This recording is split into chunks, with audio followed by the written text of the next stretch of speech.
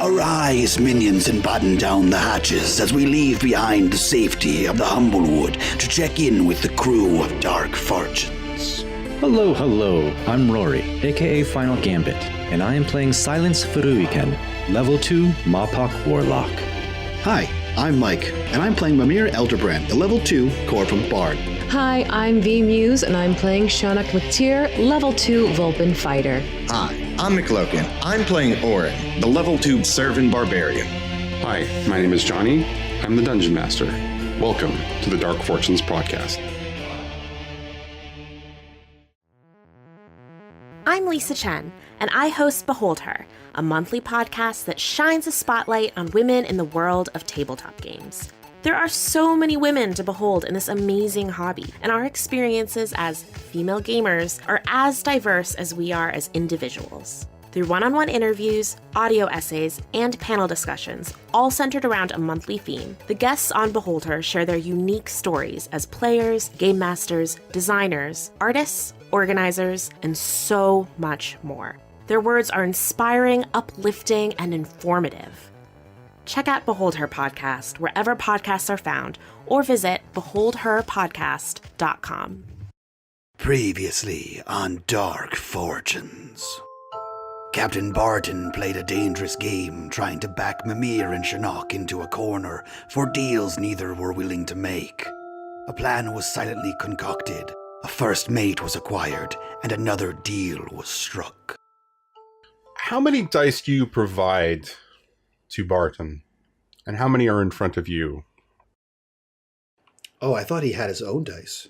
No, I thought you were providing dice. He brought out his own cup.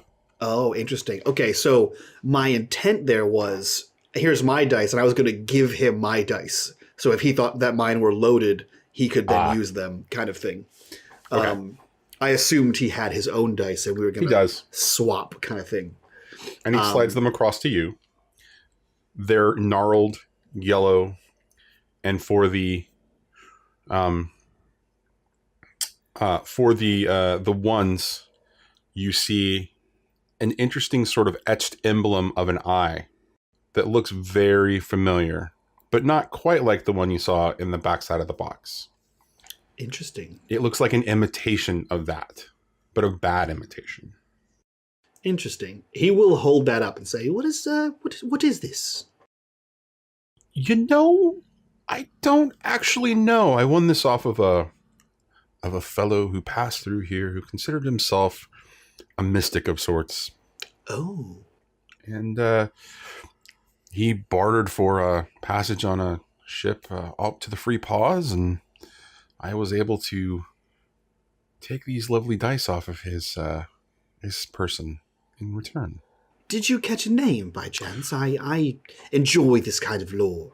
No, I didn't. I'm so sorry. But he did wear an interesting brown cloak and kept his hood up. And if you don't mind my saying so, he was on the shoddier side, feathers, your kind's sort of feathers, but he didn't keep to himself. His feathers looked matted and sort of, very much not cared for. You being a much more, fantastic example of your species. Of course I am. And he slides his dice into a cup and begins to shake them. And you hear a very similar situation as the cup slams down onto the dice. He slides it off the counter of the bar, and he also begins to, and the rattle of the dice sounds incredibly exciting as this sort of grabs you, and the rest of the deck begins to kind of slow down, and even the music coming from the squeeze box kind of slows a little bit as everybody watches in anticipation. Okay, so how are we doing this, Johnny? Tell us about your skill or what have you there. My skill at Liar's Dice? I'm skilled with Liar's Dice. That's Yes. it is a charisma-based proficiency roll. Because I am, if anything, a liar. Fair enough. Dice sort of shaking. Mhm. He slams it down. The cup. And he looks at you without looking at his dice. Mimir follows suit. He also shakes and slams his thing down. And he waits to see what Barton does. 2 2s. Without looking, he says 2 2s. That is correct.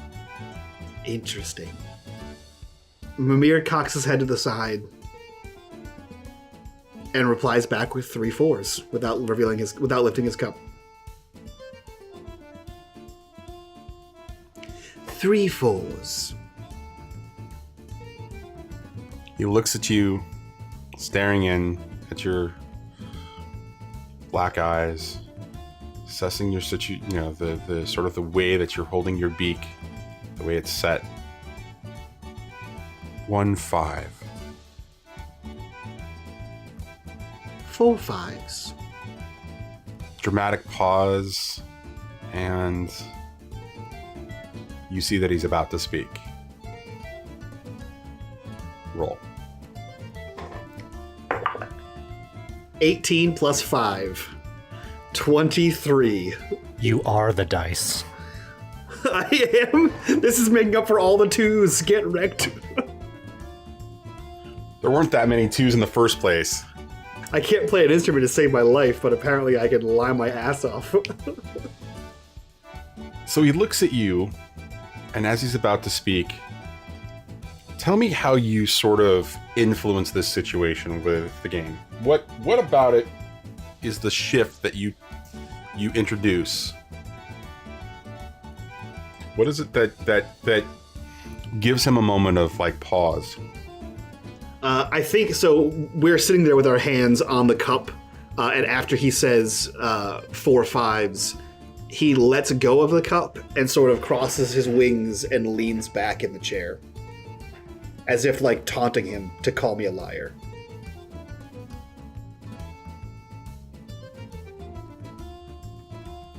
Barton looks at you, looks down at your cup.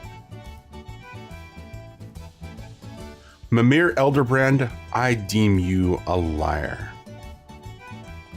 He reaches over and flicks the cup over. What's under? Sorry, what's under there?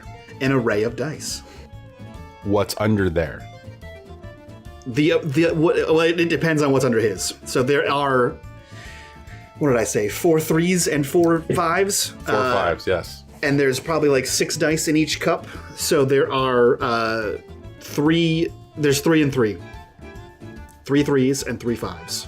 So all Barton needs is 1 and 1. And I'm not a liar. He looks at you, looks down at the dice, looks at you, pulls his cup up without even looking, and the crowd tells you everything you need to know. There is this big, oh, kind of a moment. And Barton looks down. He looks back at you. And he says, that's a neat trick. How'd you do that? It's called skill. Looks down at the dice. 2 2s. 1 3. 1 4. 1 5. And a 6. Well then. And he goes to scoop up his dice. The fool's errand is moored in your harbor. We leave tomorrow morning. I expect my crew at the crack of dawn. Captain Barton, you have a great night. Barton smiles, and it is a devious, evil smile. And he says, fine. Dolan? Captain Sionnach? Please, choose your crew, and choose them wisely. And you, Mimir Elderbrand, I look forward to the next deal that we make. And the next. And the next. He goes to shake his hand without spitting this time. He puts a hand out to see if he takes it. Handshakes are for deals, son. And we are not making another deal. Okay. Well then. Perhaps you'll get your favor another time. As Mimir is starting to make his exit, what is Mac and Auryn doing? Let's see. Mac would probably actually be looking to Auryn to make sure Auryn's okay. So, now that you've had some time for that to sit, how are you feeling? I feel fine. I just feel warm. All right. I like warm. Warm's good. We can work with warm. Dolan looks over at Mac and says, "First time drinking, Captain?" For him? Our young do not do well with their first drink. I'll make sure to have something for him in the morning. That's my concern. Considering he eats nuts and berries and that type of thing, I'm sure there's going to be more in his system needed than just that to sop up the aftermath. It sounds like he came from a village that did not partake in making things with grains. Grains help. I will make sure that there are breads and things for him to try. Excellent. Thank you, Dolan. Now, it seems you and I get our pick of the bunch. Suggestions? Barton looks at the two of you and he says, Dolan knows of the couple that he's not allowed to pick.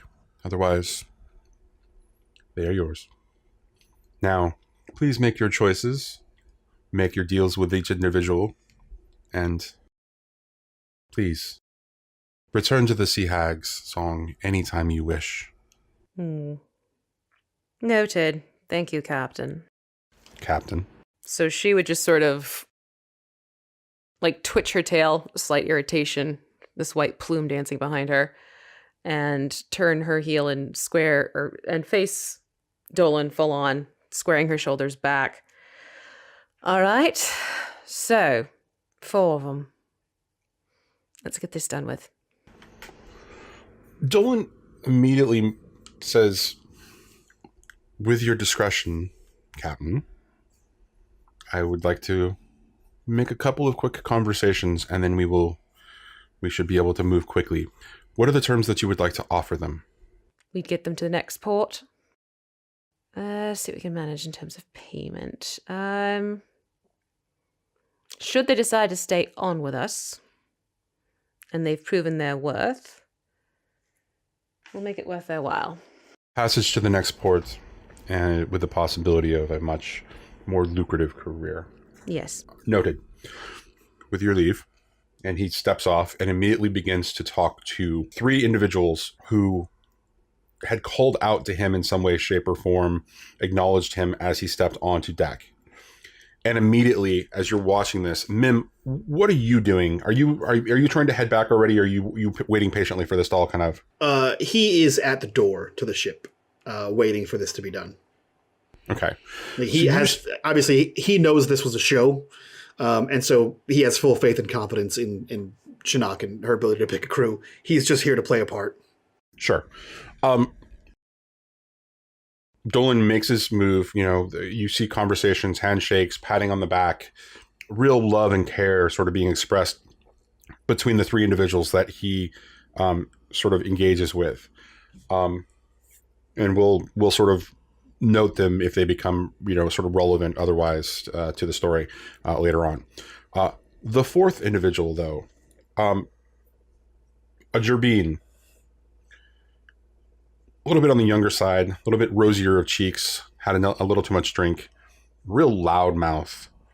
But when you see Dolan approach them, you see that there is this sort of exchange of respect and insults going on at the same time. But after what appears to be some haggling for a couple of minutes, Dolan sort of walks back to you and says, when are we leaving, Captain? Tomorrow morning. The sooner the better, quite frankly. They'll be at the dock in the morning. Excellent. Sober. I'll do my best. When should I join you? You're welcome to join us as soon as you feel ready. Thank Give you. you a chance to get the lay of the ship and everything. Fantastic. Until then, be safe. You And as well. he kind of moves off to go and relay the information to the rest of the crew.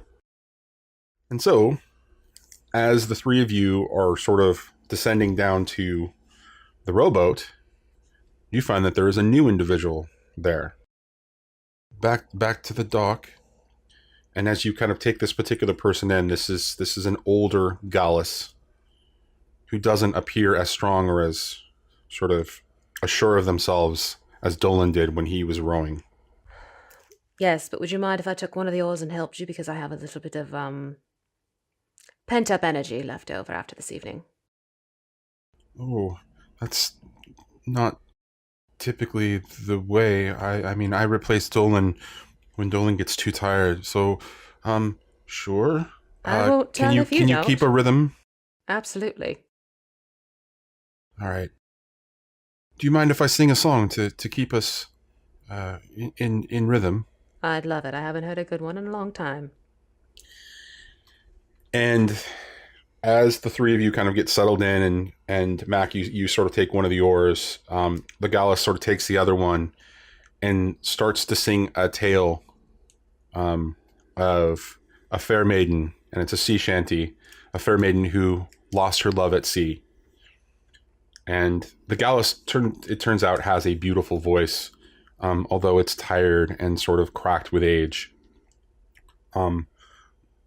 But as sort of the song and the melody begins to sort of carry, and you begin to row together back to shore, back towards the dock, we're going to cut back to Silence. Silence has been free of Den for what seems like an hour or two. How has Silence been keeping his time?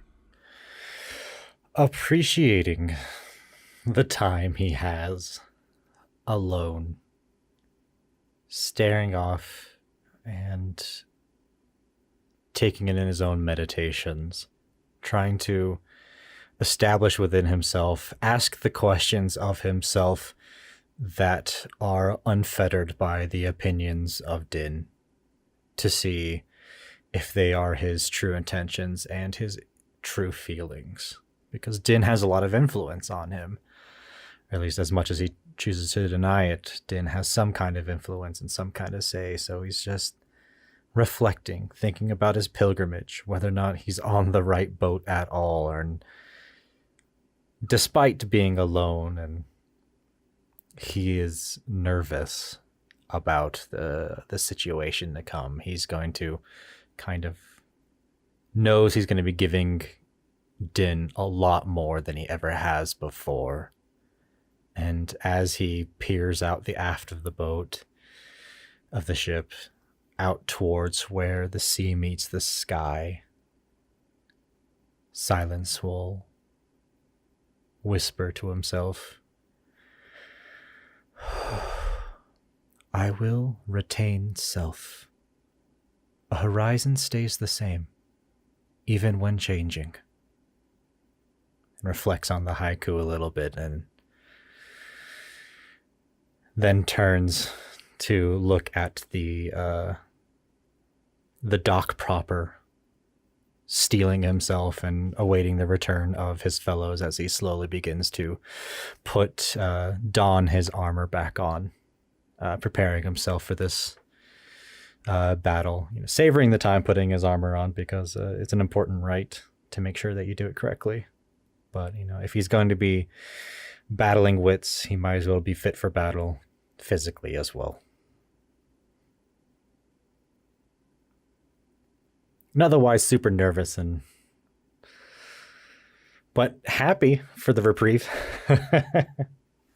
So you see the three returning to the ship. Milo, you've heard mumbling distantly below deck, but you've not seen Milo at all. Okay. Which, is nice. The last thing I want is, being free from a voice within me to be like hounded by Milo for a few questions. Be like, oh man, I was alone for 2 seconds.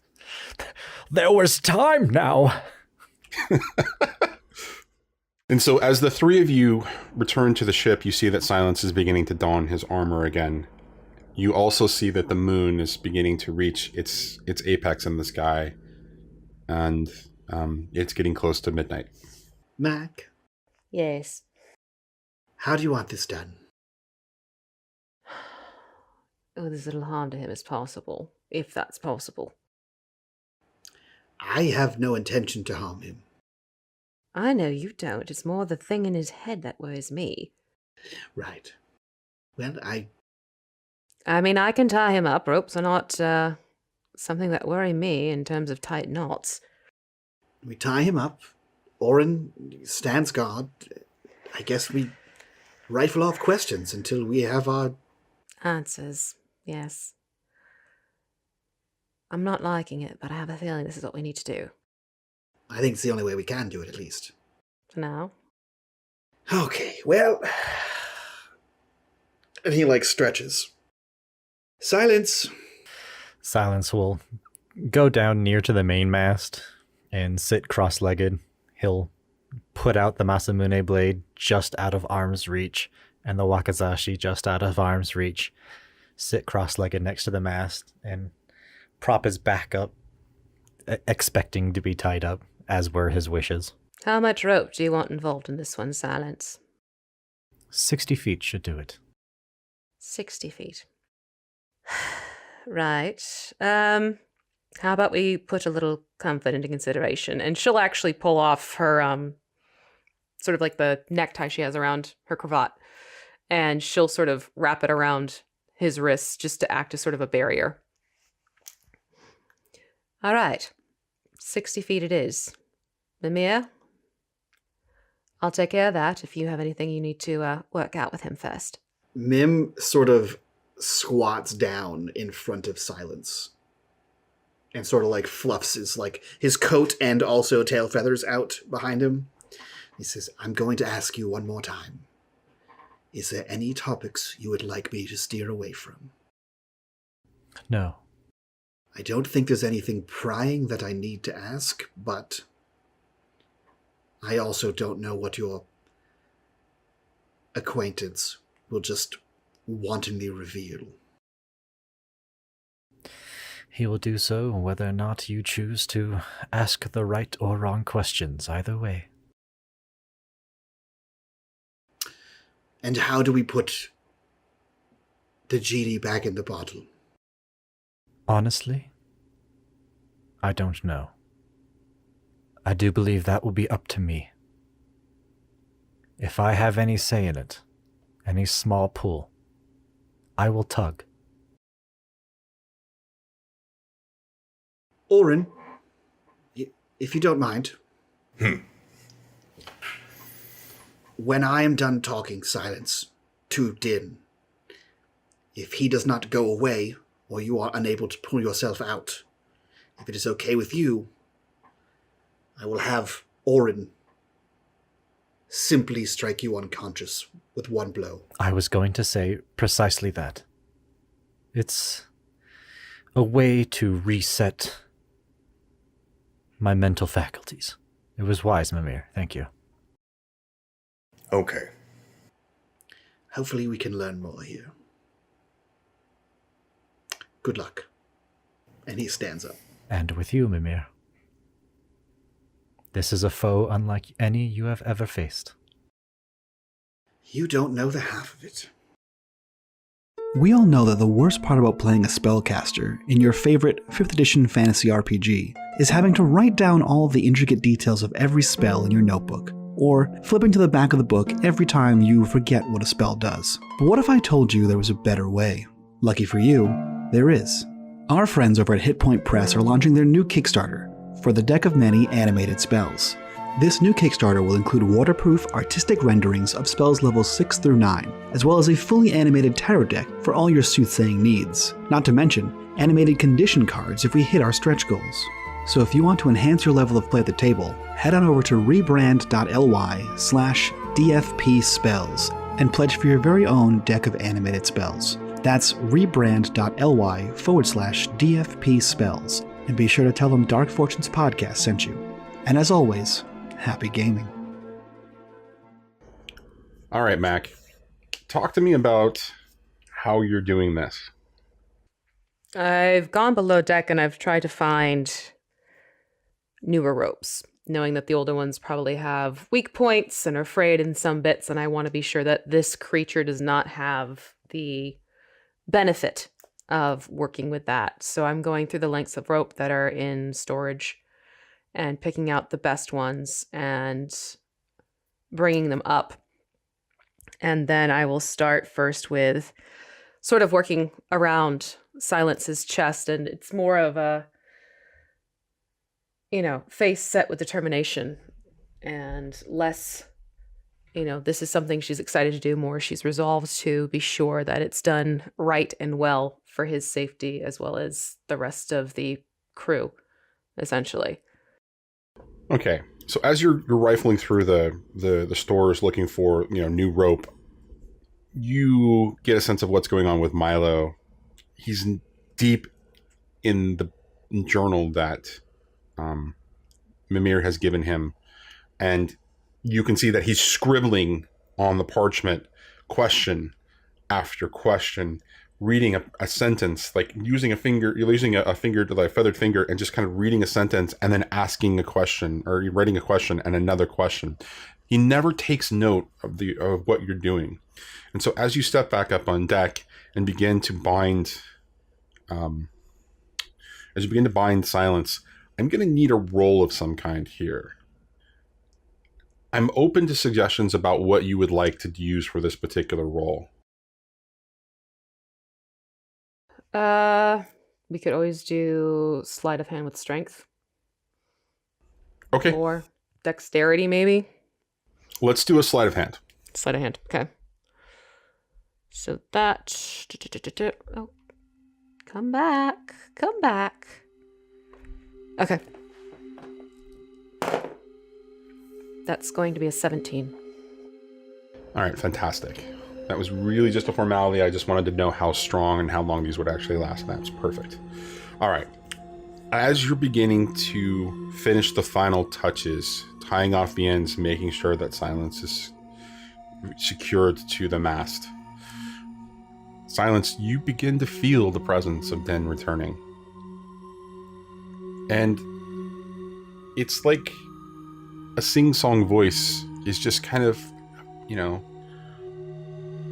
humming a melody, and occasionally a word pops out and then sort of kind of carries off into the wind, and you can feel the presence of Den sort of overwhelming sort of the internal landscape. And for a moment you shift and you're back into the landscape of your mind. Where do we find Silence in preparation for this shift?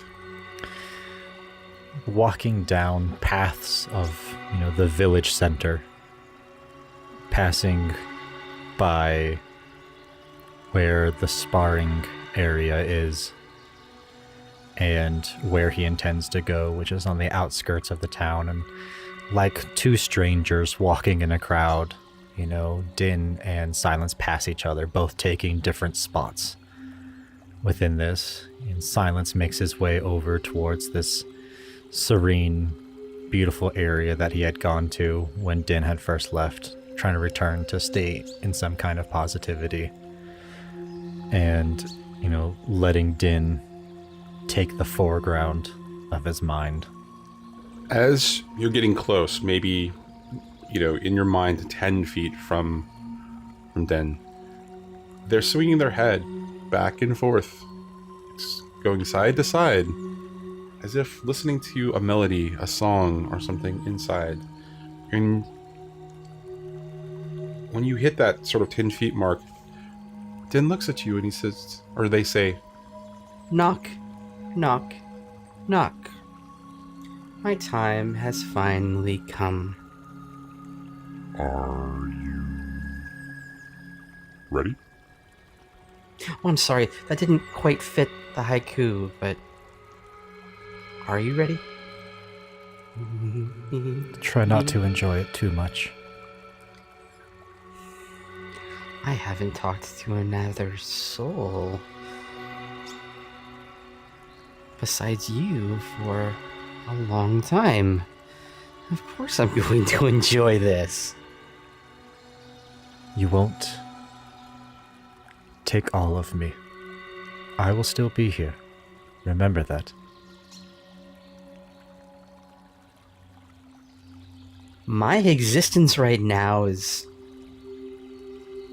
tied to you. I don't want you to go away. You're welcome to come with me if you'd like. You can stand side by side with me. I just want to be able to speak freely to your friend, Mimir.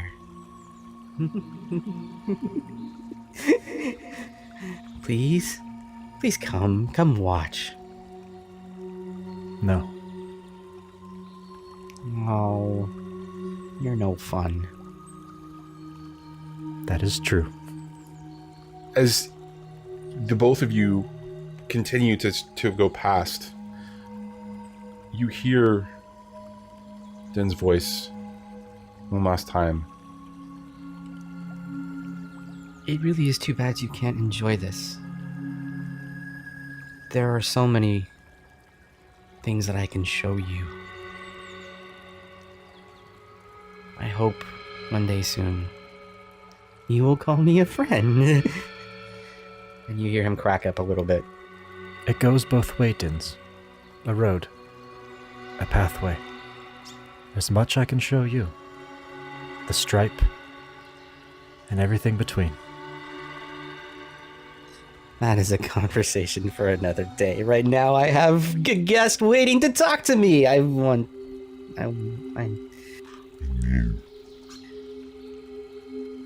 haven't said this before. Silence. But no matter what happens next. And you can feel Den's eyes on your back. Thank you. If nothing else, thank you. Now I must go. And he runs. Now, describe to us the shift as you shift back into reality, but the reality isn't yours. It is the reality of Den sort of taking over. Describe what happens to the body language of Silence. Silence, once bound, would have lowered his head and gone to a state of meditation and focus. Chin tucked down to his chest. But as soon as this shift happens, there's like an entire slump. The ropes take all of Silence's slack. And then a quick jolt, like the beginnings of a seizure. And then kind of like a morning stretch. A face ready to take on the morning, take on the dawn. Eyes still closed, just enjoying the idea of a body again.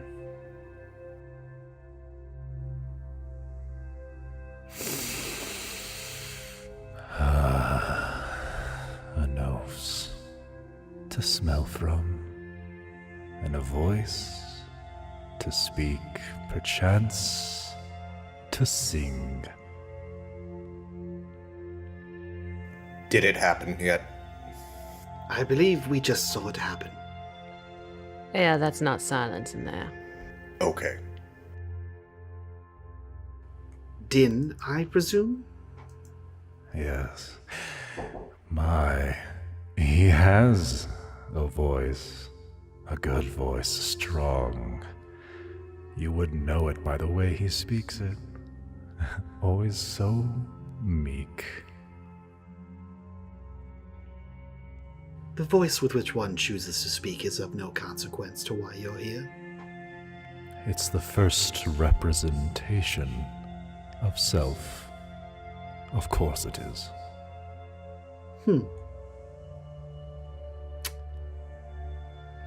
Din, Take a moment. Enjoy it.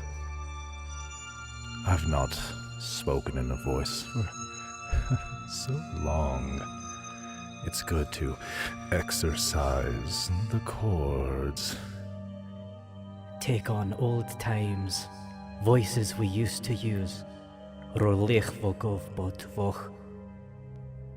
Bos jova kala yardi van in sala non e vosa vosa mwaleza ara bolas izenza. Old languages. It feels good to stretch. I'm sorry, Mimir, you were saying?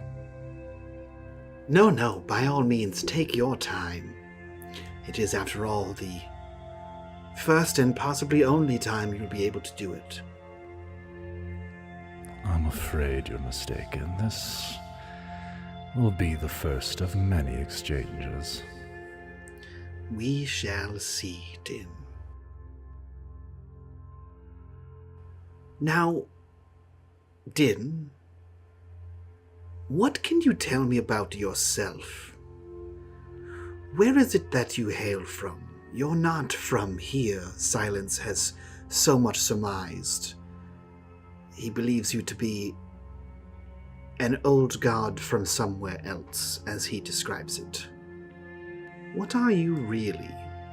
Sate my curiosity with your stories. Here, there, between, within, without. Everywhere, really. Riddles and vagaries. I see. More to the point then, I guess. The box. You seemed to lust for it. Why? It is a relic. You would know a thing or two about enjoying such fine things. It has a darkness associated with it, and far be it from me to deny something that calls to me. In what way does it call to you? What song does it sing? What tale does it tell? Really, you'd have to take a tactile approach to it. Really get a hands-on experience. And by the way, the thing you're doing to mimic me, it's called echolalia. It's to ensure that we're equals, Mimir. You don't need to. We aren't in the slightest. You are below me. Mimir bristles and stifles aggression. In his head, it is apparent. I think Din would notice too, right? Because he's so perceptive. In Mimir's mind, he is below no one. And so he definitely, there's definitely a moment where he adjusts ever so slightly at this rebuke. But I have beheld this box and its contents, and what lies beneath its contents, and I've been to a world with mirrors and windows that it beholds, a place where even silence hasn't been, a place where even silence hasn't seen or heard of. So what is it that calls to you? Each one of us that have held the box have seen something different, but I'm curious as to what your ties to it are. The only true and fun thing left in this world is uncertainty, honestly, Mimir. I myself do not know. But I want to find out. And let me guess, you'll stop at nothing to do so. Wouldn't you? There is that same flash in Mimir's eyes, and just the corner of his beak turns up at that kind of sneer. I would do whatever it takes. What I want to know is how you can be of any benefit to me into finding the secrets of this box and where they lead. Without a body that you live in, you'll never know what secrets lie untold. There is more than a world's worth of knowledge in me, Mimir. An entire star's worth, universe, even. Broker an accord with me, and I'll do my best to help you, as much as I can. Shit. Hearing that, Sionnach would be like, Mimir, Can we not make any more deals today? thank you. But you've won on every other deal. Why wouldn't you want to win on this one? I mean, this is perfect. Don't taunt me, Johnny. Don't you taunt me. You've done well in every other case. I have. Mimir looks over to Sionnach and Auryn and kind of like gives like a half nod and says, before any accords are struck or any keys are placed in doors to places where I am uncertain, I need proof of what you say.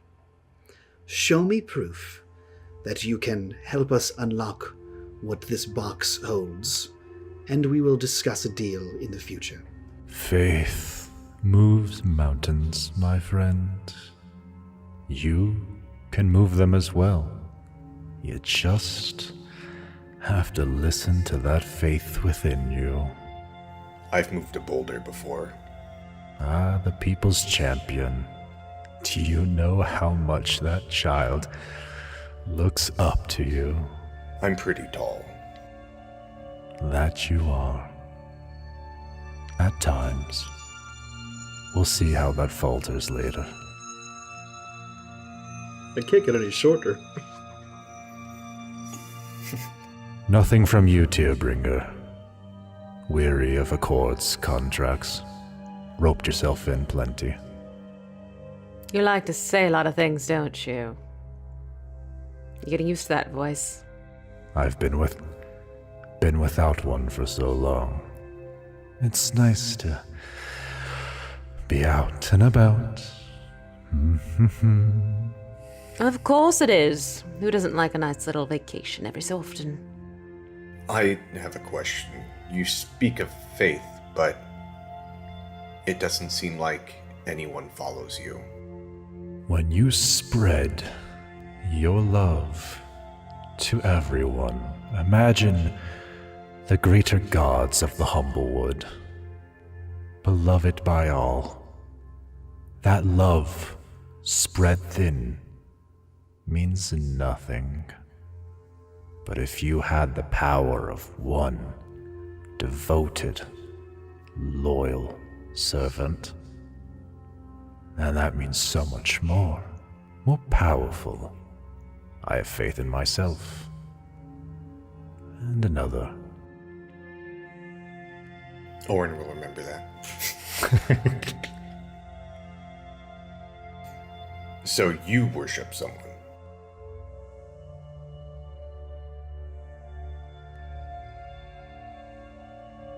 In a way, it's likely difficult for you to comprehend.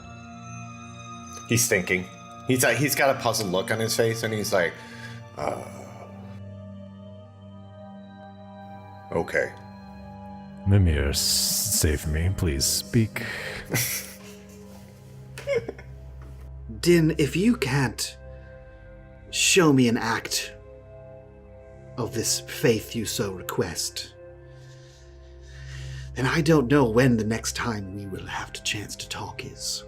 You see, faith is in short supply in myself, and I believe myself is your next best chance to speak again. So, if all you can offer me is riddles and promises of things yet to come, well then. And he puts his hands on his knees and begins to stand up as if he's about to end the conversation. You're going about it all wrong, little Mimir. You need to grasp the box differently. Ask different questions.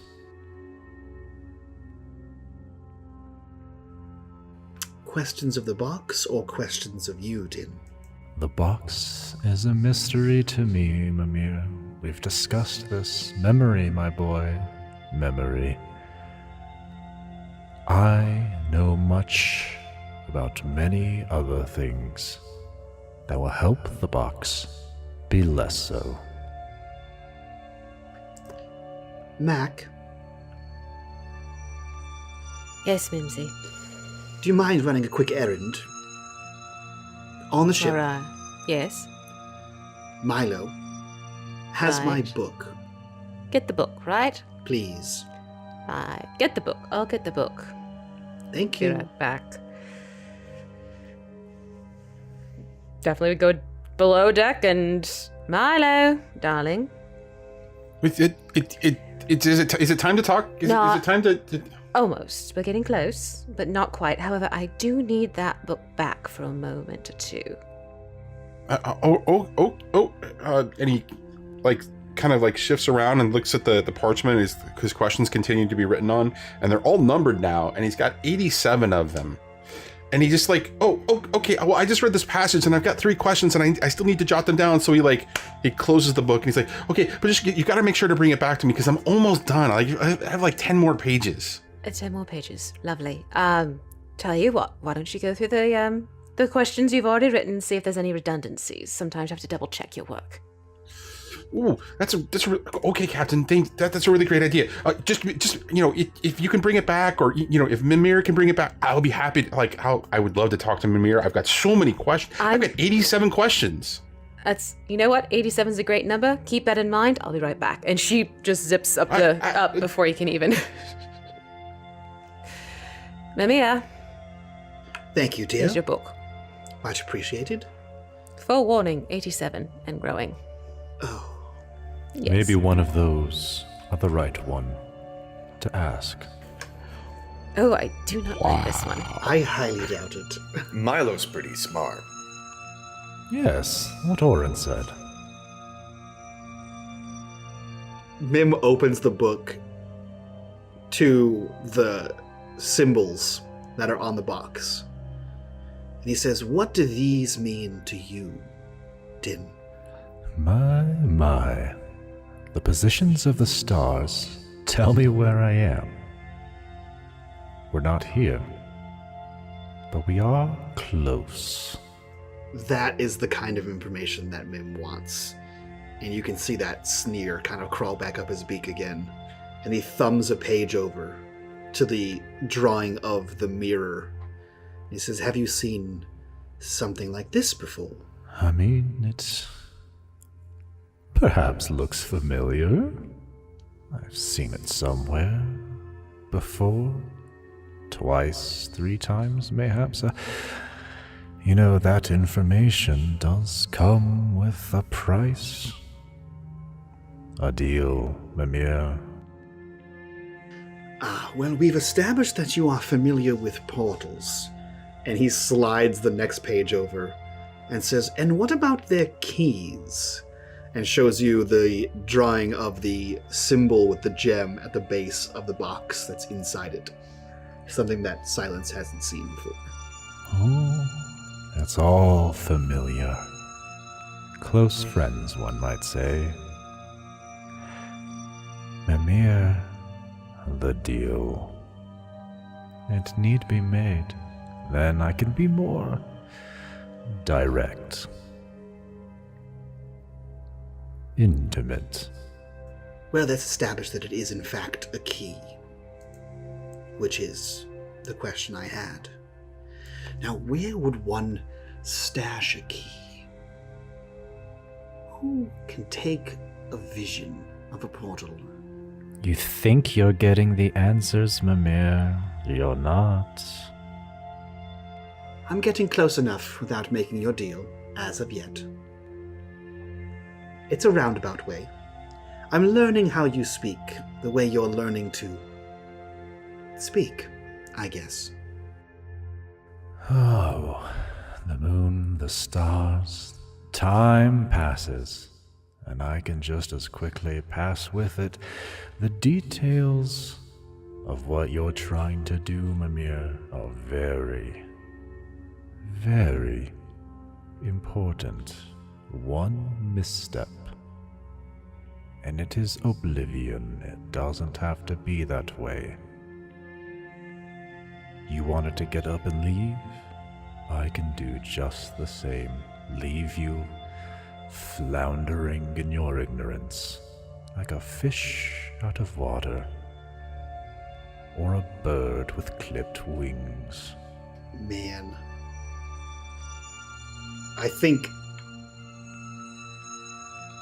the first, chide at being above Mimir was the spark, but threatening him to leave is that's it for him. His pride is too much. If your vessel dies, where do you go? That's the fun, people's champion. Like going from town to town. Bound, blind. Did you know where you were going next? It's the adventure. I don't know where I'm going until I take a step into the pits. He just looks up at Auryn and nods at Auryn as if to knock Silence unconscious.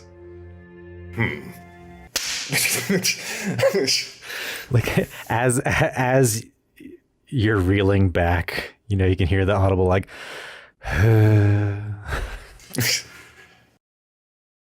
And you also make eye contact with Mimir, knowing what's coming. And just before the fist hits, the smile grows just a little bit on Silence's face. All right. So as this sort of plays out and Silence goes basically asleep, what happens next? Sionnach would start removing the rope bindings. I think... Would Mim allow that? Yeah, I think as soon as she goes to, Mim raises a hand and says, Mac, my dear, I don't know what wakes up. I would leave him tied until we're sure that it's Silence. Well, we can at least take him down from the mast and then retie him. That's what I was thinking. At least get him off the bit of the mast, because we don't know when he's going to wake up, and if we have crew members coming soon. Yes, hi, welcome to the ship. We tie up the ones who misbehave. He hears voices. Let's not lead with that one, please. Fine, I guess. Can you secure him to one of the hammocks? I can secure him to something for sure. Great. And he, stands up and looks down at the katana and the wakizashi and, looks up at Silence and sighs. Auryn can't fit. And he reaches over and picks up one and picks up the other one and holds them in one hand. Lead, I can't carry him. Auryn can't fit. I'll put these with him at least. I can at least carry him to the stairs. What's your strength score, Mimir? Low. It's a 12. All right, yeah, it is a great sword. So it is really heavy, and when you look at Silence's build, you're like, how does he hold that thing? This? Yeah, he definitely picks up the wakizashi, right? Because that's small, and then goes to pick up the middle of the katana, and then and just sort of hefts it up, so the tip is still dragging on the ground as he's slowly dragging it towards the stairs, followed by the thunk, thunk, thunk, ka-dunk, ka-dunk, ka-dunk, ka-dunk. So yeah, Sionnach would absolutely take Silence after the point where Auryn can't fit. And bring him back into sort of the holding area. There wasn't a brig, right? No, there wasn't a brig. Okay. Might be something That's you might want to build. But but the sloop definitely, the only thing that had a door below deck was the privy. Okay, so then would there be anything like support posts or the like? Totally. Yeah. Okay. It's exactly what you would imagine under deck. Okay. It's just that, there wasn't there isn't like a space where everything is sort of like blocked off where you could call a break. Okay. So that it be more a matter of making sure that Silence is placed comfortably, but still securing him to one of these support beam post deals. I mean, to be fair, you can, put him on a hammock and then like tie him very intricately like onto the spider webbing of the hammock, and then put a blanket. So you want to be a bagworm? Okay. Well, but and you could put a blanket over him, and it'd just be like, he's just sleeping. And you could swaddle him, basically, and then no one else sees the ropes when the blanket's on. So okay, so I'll pop him into a hammock and sort of like almost like even weaving the hammock up with some extra rope and like sewing it up together and then tying. And I've never felt more like a black widow before in my life. And she's just sort of muttering to herself and tosses. Not tosses, but puts a blanket over him to make it look like he's, slumbering. Okay. Is Milo still down there while all that's happening too? Milo is like, he's kind of looking over, kind of gets a little scared and goes, and continues to write questions. Don't worry, Milo, not going to do it to you. He's on 93, by the way. Oh, sure. What number, my dear?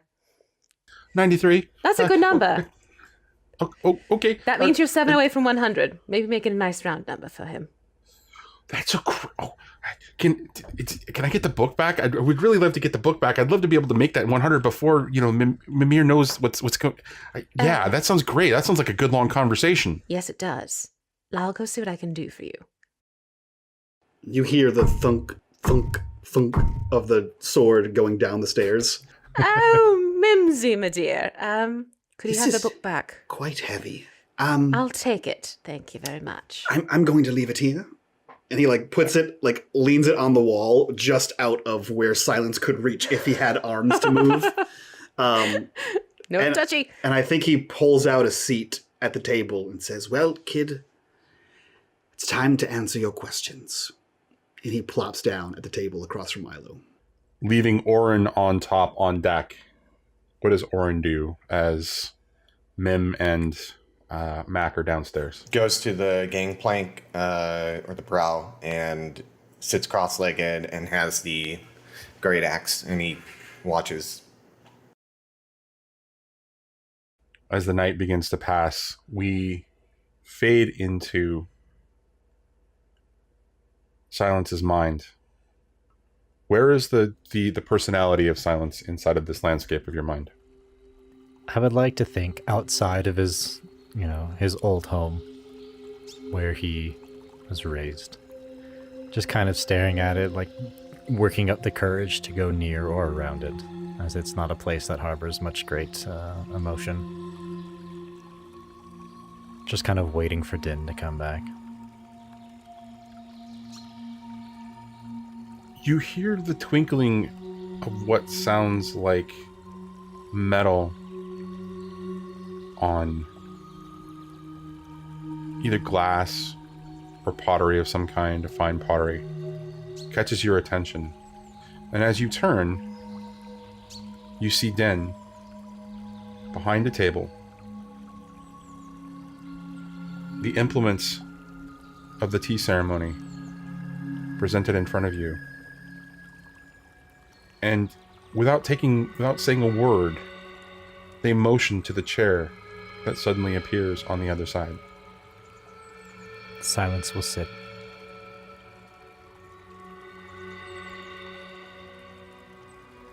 Standing very formally after that, you see that Den begins to perform the tea ceremony for thank you.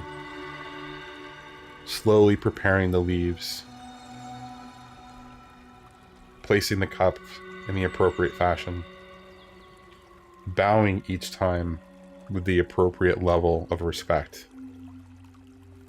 And at which point, though Silence doesn't want to, he still does as well. This is a ceremony after all, and though it doesn't matter who you're supping with for tea in this ceremony, all manner of respect is given back. And as we begin to fade from this scene, as the ceremony is about to end, the tea is placed in front of Silence. the same cup or the same type of cup in front of Den. They sit back down, raise the cup, look you directly in the eyes, and they say thank you in their sing-song voice. And that's where we're going to end it. Dark Fortunes is an unMadeGaming production and a proud member of the Don't Split the Podcast network. If you would like to learn more about the world of Dark Fortunes and get some behind-the-scenes looks, please join us on Patreon at patreon.com/unMadeGaming. If you've enjoyed this podcast, please take a minute to give us a 5-star rating and review on iTunes. Thank you for joining us on this high seas adventure, and we'll see you next time on Dark Fortunes.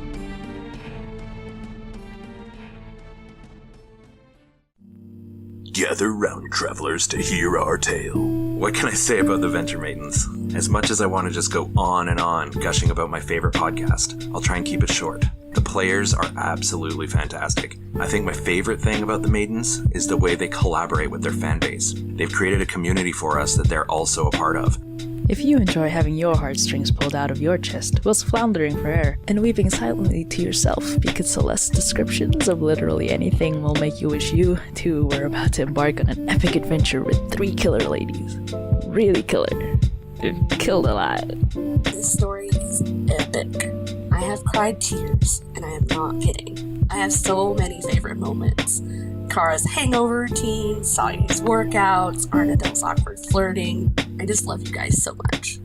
There's a lot of Dungeons & Dragons actual play podcasts out there, so why should you care about the Venture Maidens? Well, if you like games that don't shy away from heartbreak and romance, this is the podcast for you. If you're looking for a podcast where character development is just as important as slaying monsters, this is the podcast for you. And lastly, there's an episode where everyone does their best Godzilla impressions. You gotta hear it. Join the Venture Maidens on Twitch, YouTube, or wherever podcasts are free. And don't forget to venture away.